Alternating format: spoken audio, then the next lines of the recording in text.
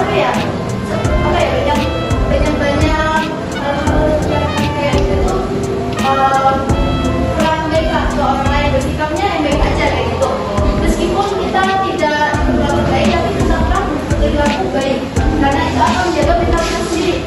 Jadi kalau misalnya kita menerima perlakuan yang tidak baik, coba kita balik lagi ke mindset positif. Jadi kita ambil positifnya aja, oh mungkin saya kayak orang umum, mungkin dia lagi berpikiran apa dan tidak mood lagi, atau mungkin lagi ada masalah. Jadi kita itu pikirannya itu positif aja. Kenapa? Kalau kita kepikiran dengan hal yang negatif, tentu orang itu juga pikirin kita, paham nggak?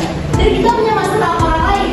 Nah, si A sama si B, si A itu bentak si B gitu. Kalau kita mikir si A apa ya, oke sama A, tak kamu juga lah, tak, oh dia musuhan. Kalau misalnya kita ambil ke sisi positif, jadi kita kan, oh mungkin dia lagi nggak mood, lagi ada masalah. Jadinya kita nggak usah terlalu mikirin si A, kan belum tentu si A juga mikirin kita kayak gitu kan.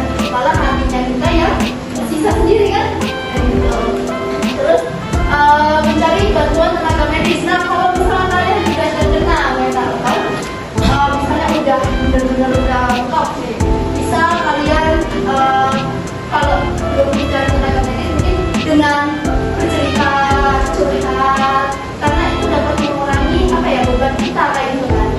Nah kalau misalnya kalian emang udah benar-benar gak ada jalan, bisa kalian ke psikolog atau mungkin tenaga medis yang bersangkutan dalam hal mental health gitu ya teman-teman ya.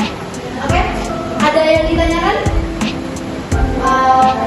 Apa gitu, misalkan Kak, aku punya masalah gini-gini, gimana sih biar udah positif gitu. Mau ada kok, beda, cukup jelas.